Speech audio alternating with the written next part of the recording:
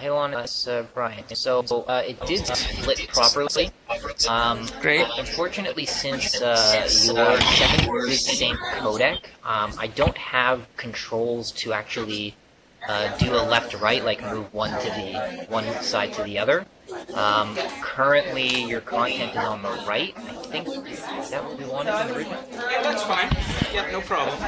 Okay. Yeah, but it is split. It looks good on Yeah, the feed. sure. So Yep. Yeah, that's great. There she is. Hi, I'm just gonna hello. mute, okay? I'm fine.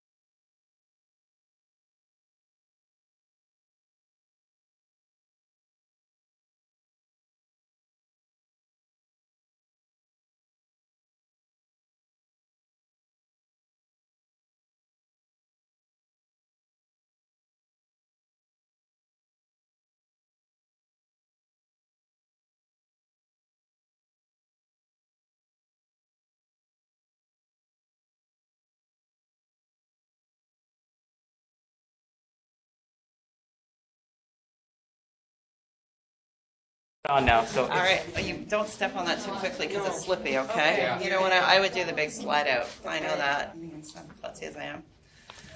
Okay, so big intro. There we go. great. Yeah. Okay, hi everybody. Happy Thursday. We're sort of week 6 and kind of in that slow-mo zone.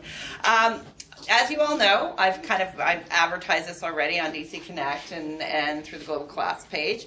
I'm really happy to have Dale Burt here, who is a specialist in conflict resolution. We have, and sorry, Caitlin as well, Hi, everyone. who is her protege. Is that a good way of describing Caitlin? Is that okay? Yeah, I was just trying to find the right word. Yeah. So the reason this is such a great lecture is because Dale comes with this wealth of knowledge in conflict resolution. And as we know in our everyday experiences, not only working as a group, but working with clients daily, it's really important for us to come up with guidelines and plans, even for us personally, to deal with conflict and how to do it most effectively. And I've really been blessed to have Dale for the last 5 years doing this lecture. It's 5 years. I look back at them, and every year all the students really comment on how much they learn and how much they enjoy your lecture. So let's just get started and welcome Dale, and thanks so much for being here. And here's my class, Dental Hygiene Semester 6. Yes, Guys, graduates. Good. Wow. So real world, real soon. Real world.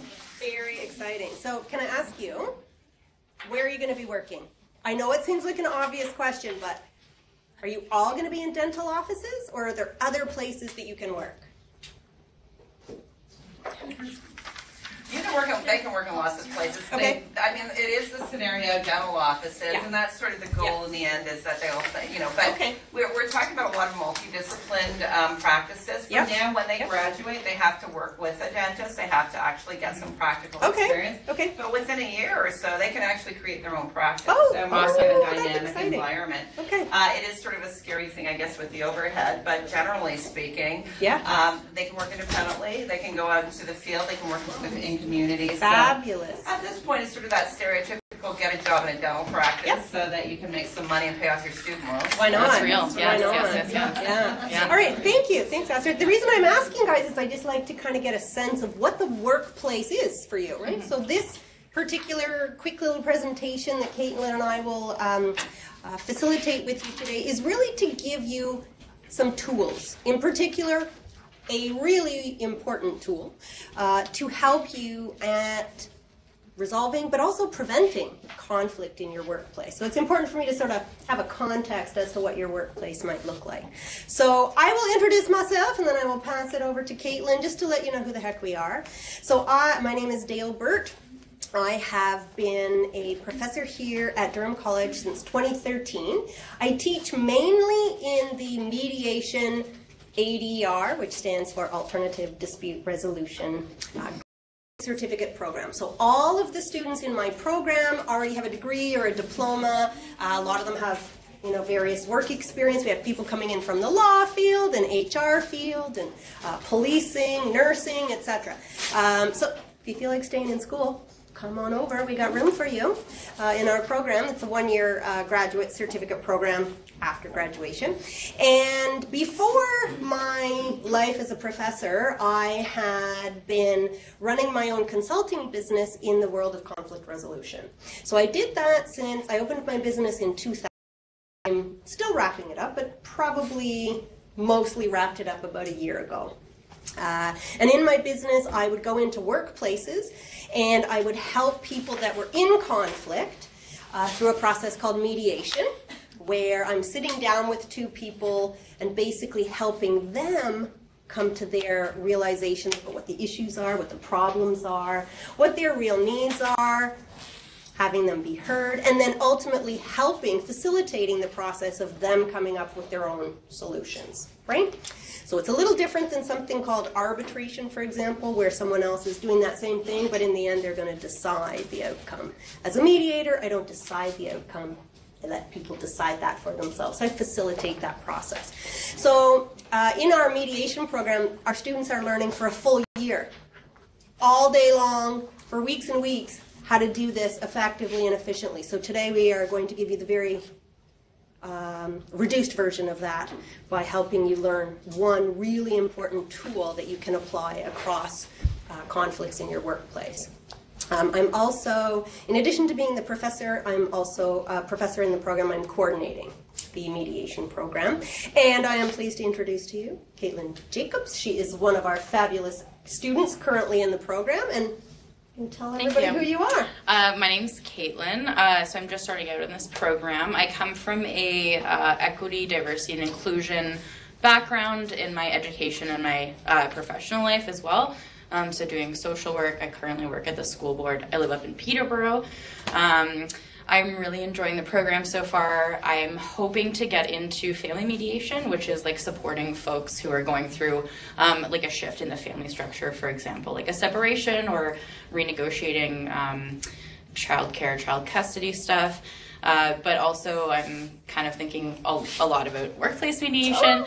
But the skills that we're learning are really great because it's not just stuff to apply professionally, it's stuff to apply in your personal life and improving your own communication skills and self-awareness. And so I'm really enjoying myself, and this is the first time that I'm doing some like education delivery in this program, so I'm really excited, and thanks for having us. Awesome. So I also want to, before we move on, thank you for the work that you do, because I can't do it, and I'm really glad you can, because I like to have clean teeth. And I've actually been coming to Durham College, so when I got hired full-time, I'll be honest, I stopped coming, because I have benefits, and now I can go other places. But before I had benefits, me and my kids were coming here for like 10 years to get our teeth cleaned. Loved it, loved it. Great job. Everybody did a great job. And it was a great experience, I think, for the students, great experience for the clients. So thank you for the work that you do here and the work that you will do out in society. I'm really glad that people that can sort of follow their passion and follow their strengths. I myself, when my kids were little and they would lose a tooth, I would get so grossed out that I would make them put it in a napkin and then in a baggie, and then seal the baggie, because the tooth fairy doesn't like to look at the bloody tooth, and certainly don't want to touch the bloody tooth. So, again, much respect. I am so grateful for the work that you do, and I think it's great. I think it's great that you have these skills. So, quick question. Who here likes, by a show of hand, who here likes dealing with conflict? What? I do. So, here's some good news. You're all normal. This is, it is not common for people to enjoy dealing with conflict. Okay? Having said that, conflict itself is very normal, and conflict itself is frequent, right? So there's nothing wrong per se with conflict. But a lot of people, like yourselves, like me actually, don't like the idea of dealing with conflict. So another question for you, by a show of hands. How many of you feel confident that you can learn to resolve conflict? Put your hand up if you think you can learn to resolve conflict. Awesome. That's good news. That's really good. Yeah, that's a good turnout. Okay, yeah, that's like good. that. So we're going to teach you something today that you can apply to conflict. And here's the good news. You can do this at home with your boyfriend, girlfriend, mom, dad, person that buds in front of you at Tim Hortons. You can use it anywhere. Okay? All right. Do you want to Sure. tell everybody what we're doing today? Yes. Okay, so this is kind of a bit of an overview of what the content delivery is going to be like today. So firstly, we're going to talk about distinguishing the positions from the interests in conflict. So basically, your position is kind of what you want, right? Or what you're asking for. And your interest is why, right? It's kind of the motivating factor. Of course, that can go into like more like emotional stuff, right? Or your needs, right? So we'll talk about that. We're also going to talk about why it's really important to focus on your interests for effective conflict resolution. So as mentioned, it's kind of the driving force for why you're asking for what you're asking for, right? And then we're also going to have time at the end to field some questions from you and provide answers. And we can even have a little chat if there's time as well, if you have anything else, any feedback for us, anything like that in the workshop. Yeah, okay. Sounds great. Okay. So, here's some things to know before we move forward. That the potential, if there's two human beings in a room, there is the potential for conflict, right? There is the potential for conflict in many situations. If people are interacting and there's miscommunication, you know, emotions are tied up in there, there is definitely the possibility, the potential for conflict. You know, sometimes I say, when people think that they're not really communicating something to somebody else, right? And I say, okay, so you got two people sitting in the same room and they're not communicating, that's communicating something, right? That could lead to conflict as well. So there doesn't have to be interaction, verbal interaction. There can be body language and all these other paraverbal cues that we get in communication, for example, that can cause conflict.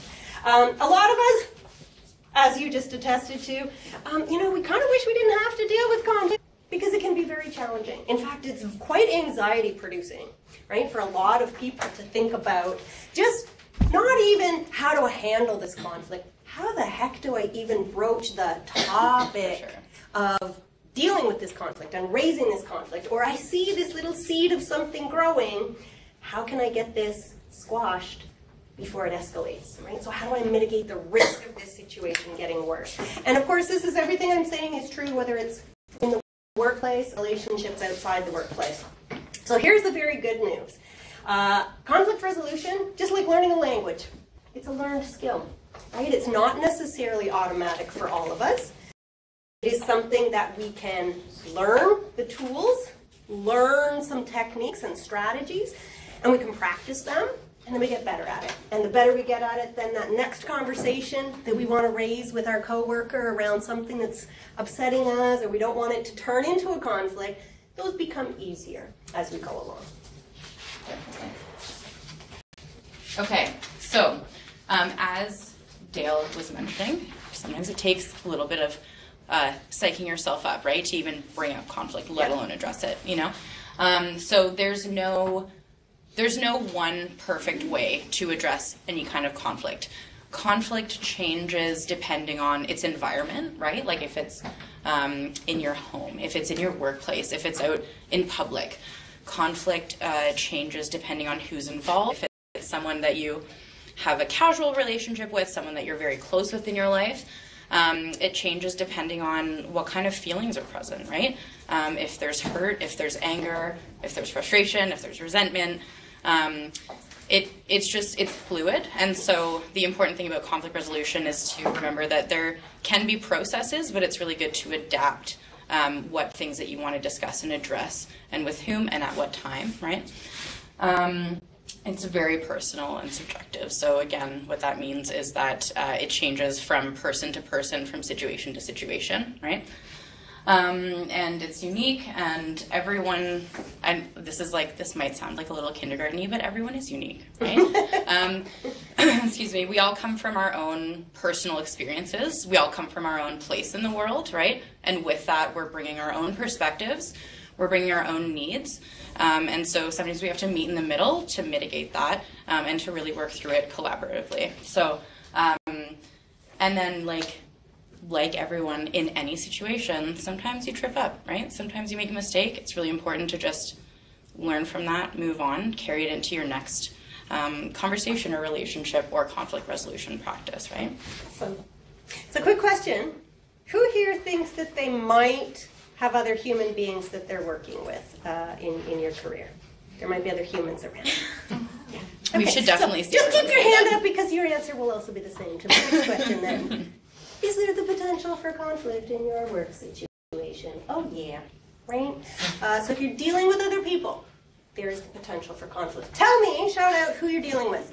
Clients, who else are you dealing with or interacting with in your workplace? Coworkers. Dentist. The coworkers are your dentists. Who else? Who else? Sorry? Hygienist. Other hygienists. Office manager. Yeah. I'm sorry? Your clients. And how about the mummies and daddies of your little clients too, right? Yeah, so you're dealing with a lot of people. You have a lot of interactions. So in your job, you have these excellent technical skills, which again, I thank you for. And you also want to have this skill set where you can recognize something that might be turning into a conflict with your client and how to deal with it. You want to do something to mitigate that or prevent that from escalating. So we'd like to tell you a little bit about this difference in interests and positions to help you use that as a tool for moving forward to. Okay, so this is an orange. Ooh. Yes, zesty. Okay, so we're gonna have a little discussion, and then this is kind of like a little like it's a practice exercise about like brainstorming, right? So how many people have been around like small kids? Right. Okay. So we all have experience with this, right? And the like age-old competition between who gets more of an item or who gets what they want, right? Usually conflict ensues. It's sometimes no different with adults, right? So there's I'm going to throw out a situation, and we're going to have a little brainstorming session, and then we're going to talk about kind of how we came up with what we came up with and what's important in this process, okay? When we're brainstorming, it's really important to just kind of shout out options without immediately evaluating those options away, because it can sometimes halt the process of getting to the best solution or combination of solutions, right?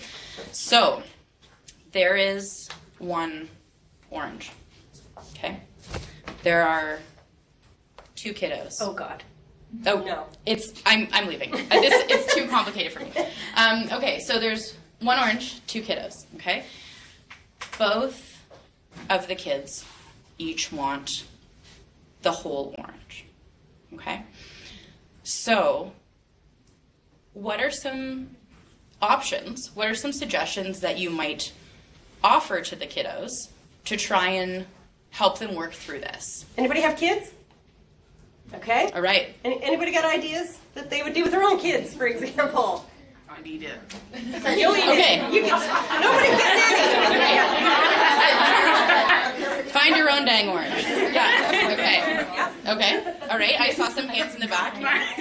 Can decide. I'm gonna eat it. Okay. So did everybody hear that? So the first option here we had is y'all get none. I have the orange.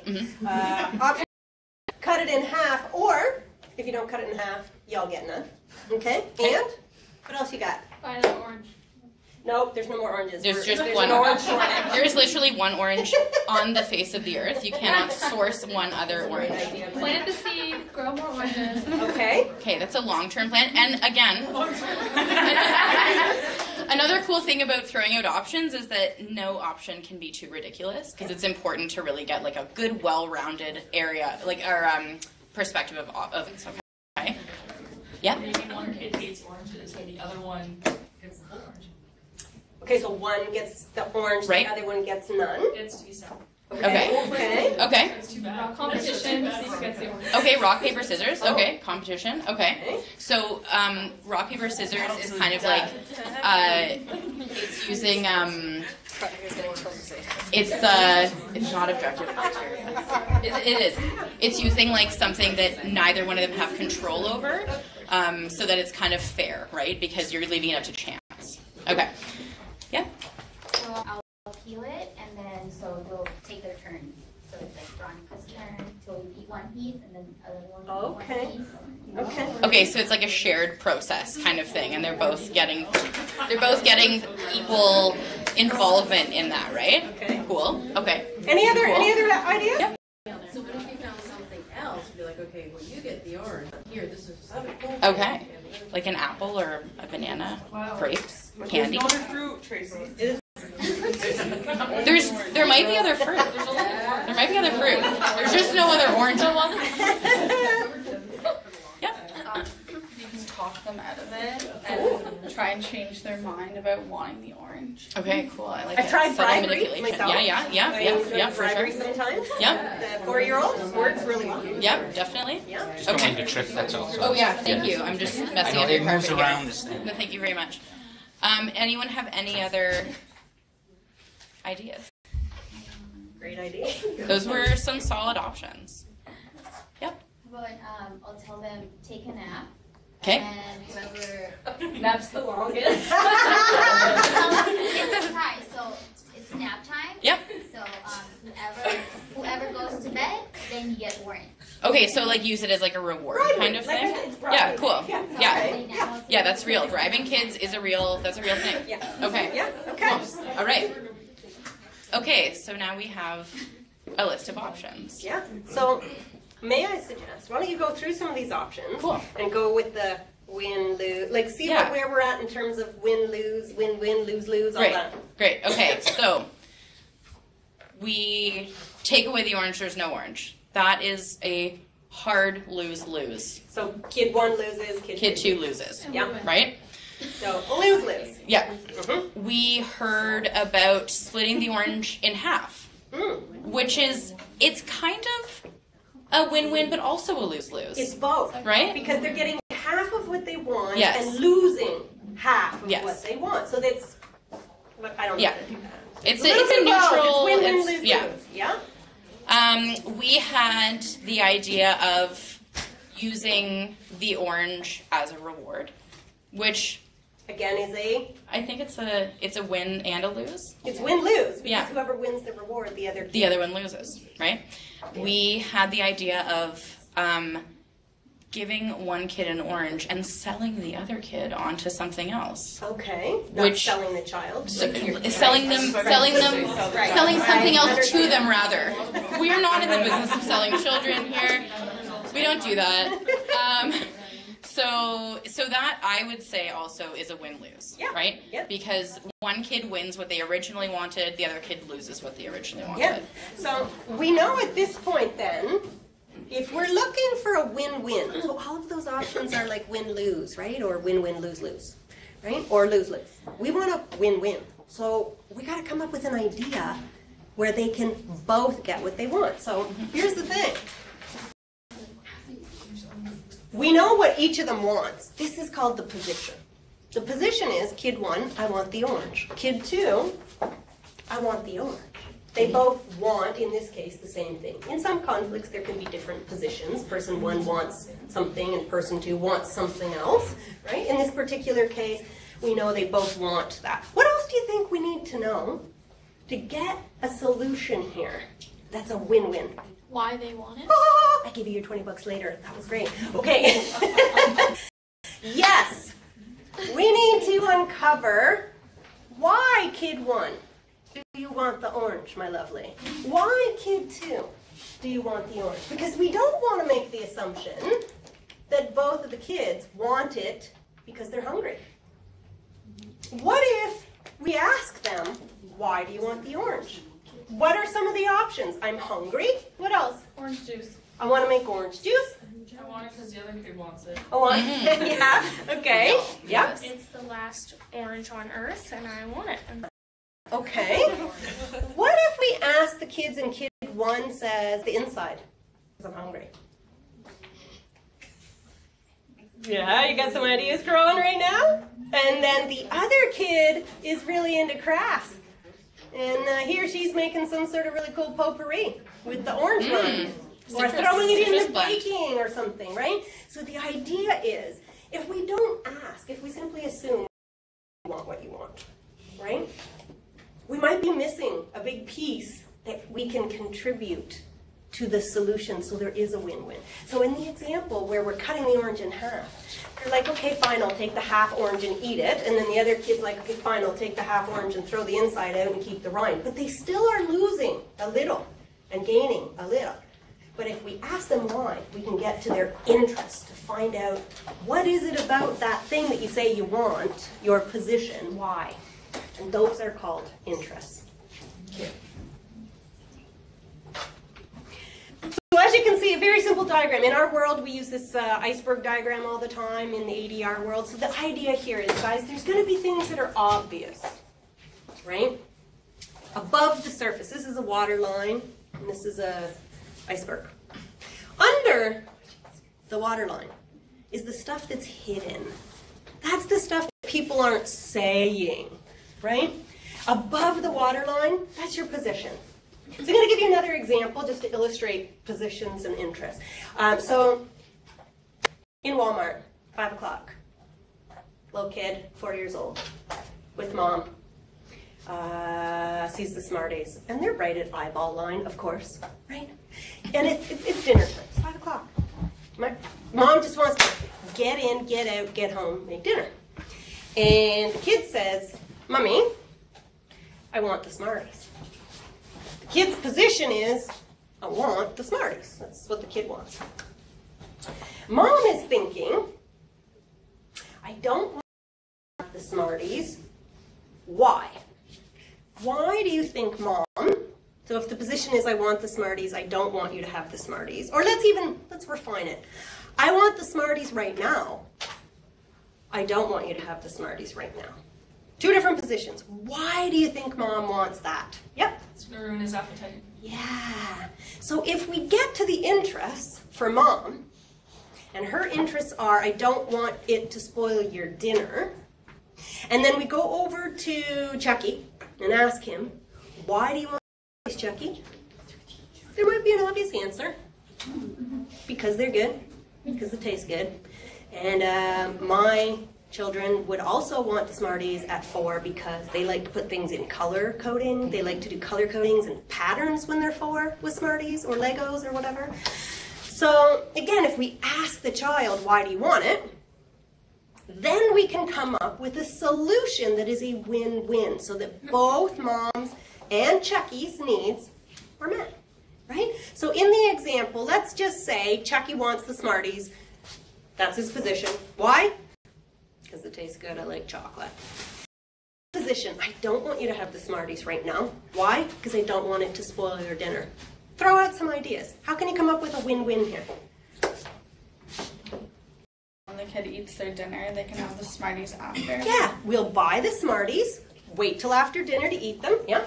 You could have like 2 Smarties now and save the rest for after. Have a couple of them now and not enough to spoil your dinner, so Mom's needs are still met, and so is Chucky's. Yeah, what else you got? Any others? I can't think of another one. No. I love your ideas. I feel like those are really fair and great ideas. Yeah, and so again, my kids, like I have those weird kind of kids that could have Smarties and not eat them, something I don't understand ever. But they could have the Smarties. I could tell them, okay, you can have the Smarties, and you can color code them or do whatever you're going to do with your Smarties other than eat them. And they would be okay with that and then eat them later, right? So the idea is in our world, in the ADR world, the tool that we want to share with you is this concept that there are things called positions. Those are obvious, right? Like if somebody's at work and you just don't like that other person, you're like, I want a position.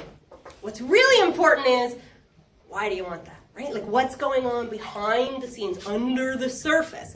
And what we do as professionals is we help that come out. We help those hidden pieces that sometimes people are afraid to say, or maybe they're not even fully aware of the why that they want that person fired, right? So we help people uncover those things in a respectful way so they can resolve their conflicts. Anything you want to add for that?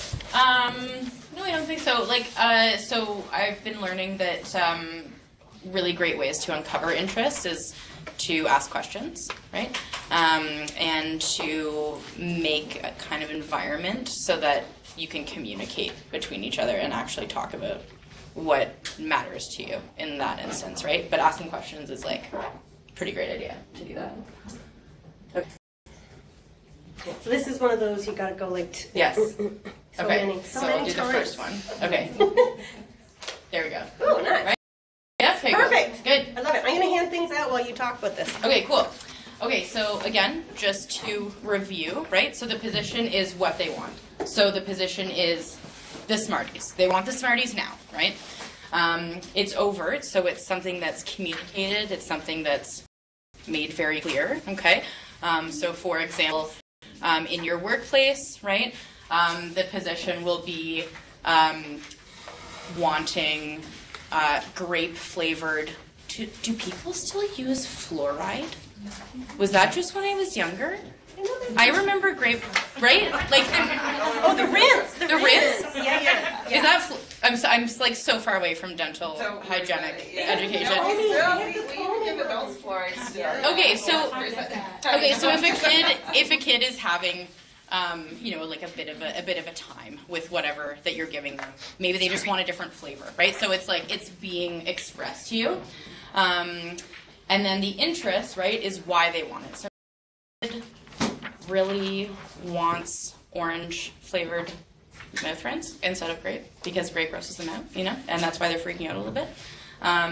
So sometimes it's covert, sometimes you have to ask questions to draw it out of them, or just listen really intently, right? Do you guys know what overt and covert, the difference?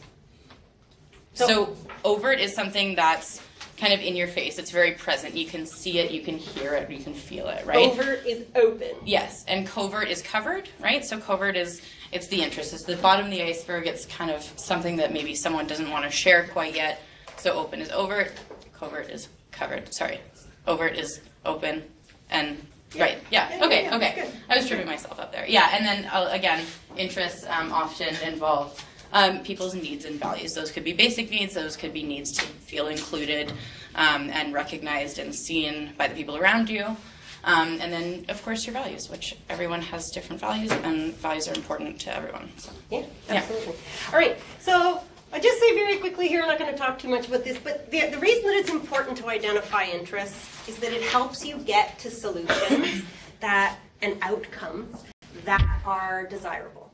So if you're able to come up with a solution that meets your needs and that other person's needs, it's probably the case that you'll wake up tomorrow and feel A-okay about that outcome, right? If you leave a scenario where you feel like your needs were not met and their needs were met, you might not feel okay with that. And then the reverse is true, right? If you always have your needs met and the other person may not feel that their needs are met, that could cause problems. That could create more conflict. Mm-hmm. So I would like to share with you an example. And on your handout, you are going to some thought, and feel free when we're finished. Well, Caitlin's going to read through the example for you. I want to introduce you to some neighbors, 2 neighbors. And they're so mad with each other. This is Bob and Marilyn, and they live next door to each other, and they get some troubles.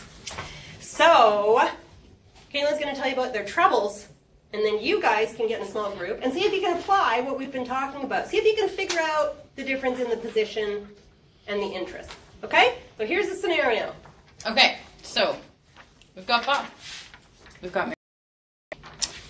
Okay, so Marilyn works nights, right? We all know how that can be. He's not happy with this new neighbor, Bob, who moved in 2 weeks ago. So, new neighbors, right? Early each morning, Bob opens his patio door to get some fresh air and plays his music rather loudly. This happens just as Marilyn is laying down to sleep after working the night shift, okay? Marilyn hasn't had a good night's sleep in 2 weeks. So since the move look at his happened, eyes, you can tell. Look at that face. Makeup is this a man who's really quite pleased right now? Okay. So this morning, Marilyn has just had it. All right, it's done. He yells over the fence to Bob, "Hey, why don't you get some taste in music and turn that terrible noise off?" Bob, who's a little taken back, he's a real friendly, one-love kind of guy. Yeah. He's a one-love kind of guy. He wants to have a good relationship with Marilyn, right? So Bob decides he'll have a conversation with Marilyn in hopes that they can work out the issue between them. To prepare for the conversation, he wants to think about Marilyn's positions and interests. Okay? So in your groups, just wheel your chairs around, get into a small group, have a discussion about just the questions that are on here. So in terms of one position and one interest. Now let me just point out, interests are hidden. So unless we can actually have a conversation, we won't know the interest, but you can probably guess the interests, right? You can guess, you can extrapolate from that scenario. So have a conversation or pair up and see what kind of interests you can come up with. The position is going to be fairly straightforward, but see if you can come up with some interests in this situation. Oh, no. This is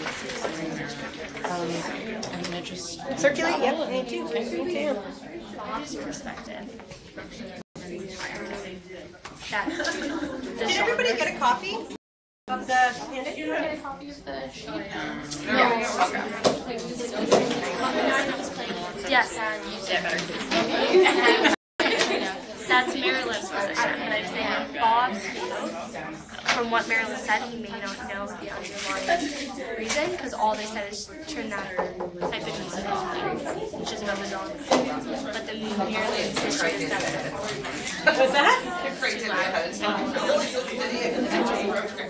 saw some of them already doing it. Okay, anybody need more time? Just put your hand up if you need some more time. Okay. So, again, positions are what's out there and obvious. Sometimes someone's position is sort of proclaimed or stated, right? So, what do you think Marilyn's position was in this particular scenario? What did he want? This is the easy question, guys. Yeah, what does he want? The music to be turned off. Yeah, he wants the music turned off. Now, he said something about it being bad music or bad taste in their crap music. We know that's not really what. He wouldn't have been any happier if it was music he liked played loudly, right? He wants the music turned off. So now, if we are taking an interest-based approach, what question do we want to ask? Why do you want the music turned off? Okay, so maybe it's going to be obvious, maybe not so obvious. What are some of the reasons that he might want the music turned off? He needs some sleep. He's losing his mind. He needs sleep. Clearly, he needs some sleep. Yeah. Anybody else come up with anything else? I love that answer. So, needing sleep, the need for sleep. Everybody knows about Maslow's hierarchy, right? Yeah. Okay. So at the very bottom of the base of the triangle, there's some needs. They take up the most space because they are we need these. They're very obvious. We need these to transcend to awesomeness, right? Like we need food, water, shelter. We need to feel safe. Oh, we need to sleep, right? So having recognition and acceptance and all these other things on the hierarchy, not important if I'm not getting sleep for 2 weeks, right? So he needs sleep. Right? Is there anything else you think he needs? Yeah.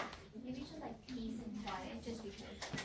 Yeah. You don't really like knock out right away. Yeah. You're laying down. Right. You're trying to sleep, so just Right. to relax.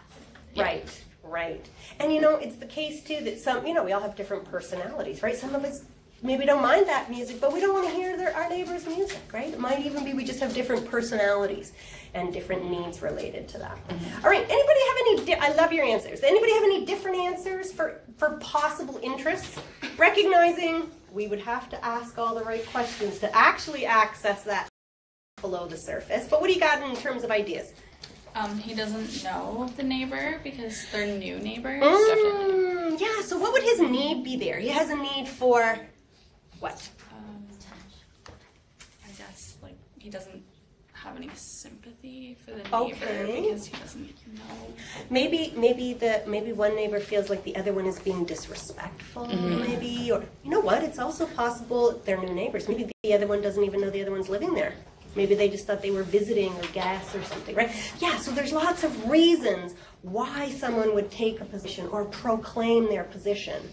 And we don't want to assume. We want to kind of look behind the curtain, if you will. Go below the obvious to kind of see if we can figure that out. And once you can figure out their need, you can come up with a solution that meets their need. Just like mom and the kid, the solution meets the kid's needs and mom's needs. You want your solutions to meet your needs and your client's needs, or the dentist's needs and your needs, or your needs and the other hygienist's needs, right? So recognizing to look below the obvious is really important, and it's a key tool that we use in our world all the time. Should I move on? Sure. Okay. Cool. So again, this is just a recap, and then we have one more scenario in a dental office to challenge you. Yeah. All right. So again, interests. What are interests all about? It's about the why. Why does he want that thing? Why does she want that thing? What's really going on behind the surface? Anybody been in a relationship where somebody says something to you, like they say, I want, fill in the blank, and you're like, There's something else going on here. That's the interest. That's where interests live. That kind of stuff that's not stated, but yet you know it's there, right? What's the real underlying concern, right? If somebody says, I want my colleague fired, that's what I want. There's obviously a real concern there. We've got to ask the why to get at this. And then another way to think about interest is, what does that person need to feel better? So going back to your example, maybe they need to feel respected. Like, that's not very nice to wake people up with your loud music, right? So I need to feel respected. So then those two can come to some sort of agreement around what that looks like. Maybe he played, actually, let's go back to that example. What solutions could you come up with that might be better solutions? So if one, is it Marilyn? Marilyn wants to sleep. Yes. Doesn't want the music played when he's trying to fall asleep. An hour of quiet to fall asleep. What are some solutions you have? Should he just turn the music off and never play music? Or what's going to happen here? How can we come up with a win-win? Yeah. You can use some headphones. Headphones. Love it. What's another one? Maybe play something a little bit more. Okay. Keep playing your music, but play something calming so I can fall asleep. Yeah. Turn it down so they can't hear it. Turn it down. Play it a different Play it at a different time. Any of these options would work. I heard someone say earplugs, earphone. So again, you guys get it, right? This thing with the neighbor, it's not really that he thinks your music's crap, turn it down. It's about something else. So it's about finding that, and then when you figure that out, you can come up with a solution for a win-win. Does that make sense, guys? You think you got this? You want to challenge yourself with a scenario? Yeah. I think thinking of interest in the conflict is like something everyone can do, but then when you're thinking of people and how you communicate to them, Yes. is the hard part. Definitely. Yes, it's Because so it's true. like you can talk to everyone and figure out, how it's like this, but then when you're talking, one person can be so defensive, and Yes. you start being defensive, and it kind of like it goes the wrong way instead of like figuring out a solution. I so agree. And you said that so eloquently, and it's so true for all of us, I think. So here's what I tell my own students. My students are there to learn how to handle those kinds of situations, right? The really difficult situations. What if you're doing everything right and you're following all these principled guidelines, but the other person is not? It's very difficult. But let me tell you, you can never, no matter how much education you have, you can't control that other person, ever. Right? So only you can control you. That's it. So yeah, challenging, it is difficult. If you would like to sit down with anybody for tips and techniques, come on over to CCRS. We can help you and give you some ideas. Totally. Any of you what's going on and don't know how to start the conversation, don't know what to do, don't know how to find interest, reach out to us. One of our practitioners will sit down with you. I didn't even introduce CCRS. Can I take a quick moment to do that? Okay, so CCRS, I gave everyone those little bookmarks. So it's the Campus Conflict Resolution Service. So basically our program, our class, functions as a service. So we run a business where we're starting to do promotion and outreach. This is something that we also do. So we could provide counsel to someone on how to help them get the tools to resolve conflict in their life or at school. We can help go into classrooms or meet up with groups if you're doing group work, just to set some guidelines and help find a process to stay responsible to those, that the group work goes smoothly. We can come in kind of like what we're doing today, providing education.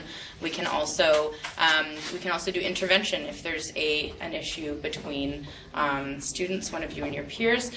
We can help you folks kind of sort through that. So it's a free service. It's confidential as well. We do have supervision from Dale, but we're all bringing a lot of different things to the service. We're all very strong in that. So our email is on the bottom of that little bookmark thing there, and there's some info as well. So feel free to reach out, even if you have a question about what kind of services we can provide. We'll be happy to get back to you. Thanks. Cool. Okay, so we got a scenario to really challenge you. I know you're going to rise to the challenge, guys. Here we go. Okay, imagine this. You ready? You have a real job. Just stop right there for a moment. That's pretty great, right? You are making real money.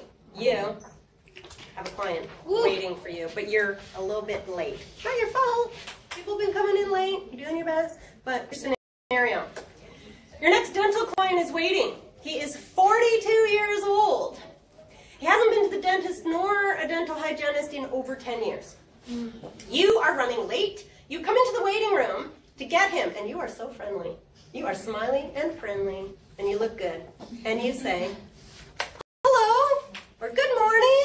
And he is so red-faced. He is agitated. Your spidey senses are telling you, this man is not happy. He's very not happy. He's upset about something.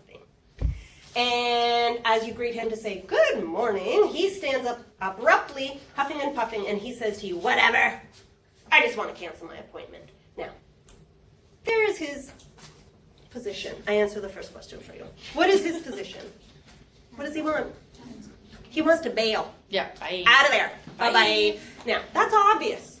But you are so much smarter than that. You know there's some stuff underneath that waterline. So now you want to figure out what might his interests be. I think this is a scenario you might actually really truly face in your world. So here's the thing. Is he really just so mad at you for being late? And now he's going to leave? Maybe. Maybe. But what might be some other interests? Guys, dig deep. Why might he be taking that position? Start over again. Anxious. Why might he be anxious, guys? He hasn't been in 10 years. Hasn't been in 10 years. Yeah. I think there's also like a bit of shame in that. Yes, Like, could be, or you know, maybe embarrassment. it's not looking good in there. Yeah. Yeah, it's a vulnerable time. He's vulnerable. Yep. Yeah, what else? Yeah. May not only be vulnerable, but feeling discomfort and pain. Might be in pain, right? He hasn't been to see. There might be some stuff going on in there that needs some attention before he feels even physical comfort, let alone emotional comfort, right? For sure. What else? Anything else you can think of? What's that? He's having a bad day. He's having a bad day. Yeah? Yeah? Anybody ever heard of people, believe me, they exist. I have a sister who is terrified of the dentist. Like, just going in there. I'm Like, terrified. Are you? Literally, I'm terrified. I go 4 times a year because I love it so much. This My is dad had to fascinating drag me to the dentist last year when I got coverage. Wow. Yeah. Okay. So there's people like Caitlin out there in the world that you will deal with who may I'm getting present warm right just off. thinking about it.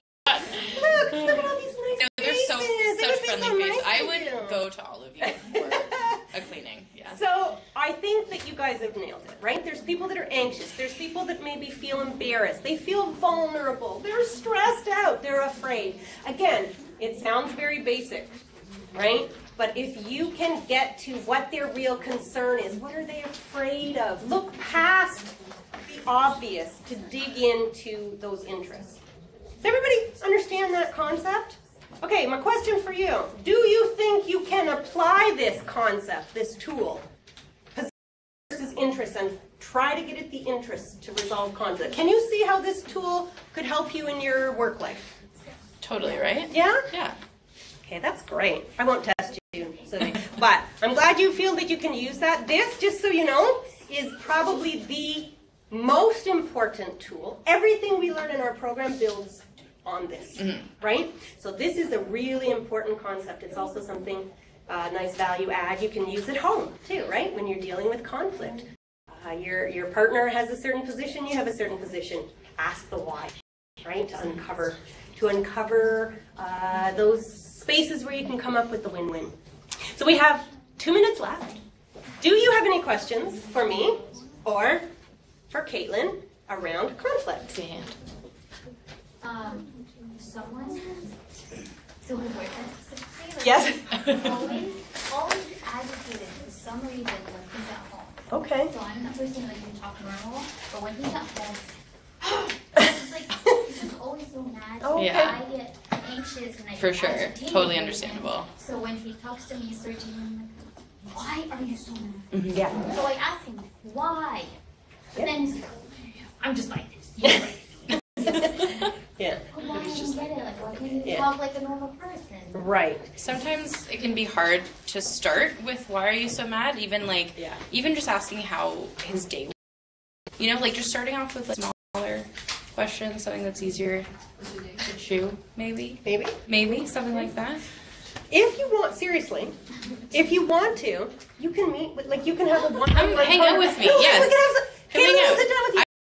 I am ready. Chit chat Yes. over coffee and give you some ideas for how sure. to approach that. Because it sounds like you understand that you're having a reaction to somebody else, but you're not really sure where his reaction is being, how his reaction is being triggered, right? So maybe, I mean, we won't know, we can't get inside his head, but if you'd like, if you're interested, you can have somebody sit down with you and give you some ideas. There's a difference when I used to rent a room here. Okay. Come visit me. Yep. When he's here, it's like he's like a different person. I don't know if it's their house because I don't know if it's like a place that may be agitated. For sure. That's definitely a possibility. Yeah. Because when he comes over, he's like, oh, let's do this. He's a totally different person. Yeah. And then I come over the next weekend and he's like, just like this devil in front of me. Oh no, that sounds horrible. So it seems like I think it sounds like there's some interest. Yeah. There's something below the surface here. Yeah. An exorcism. Yeah. Hey guys, it is on the hour. It has been such a pleasure for us to be here. Thank you so much. Thank you very much, the best in your career. Thank you. Thanks, Lauren. Thank you. Thank you. All right, thank you. Thank you. Awesome. Thank you very much. Okay, that's going to be a recorded version on the website. Do you want us to cut? You can't see your face. Is it okay? We'll just hear you. It's a good story. Do you want us to cut it out, or is it okay? Is it fine? Okay.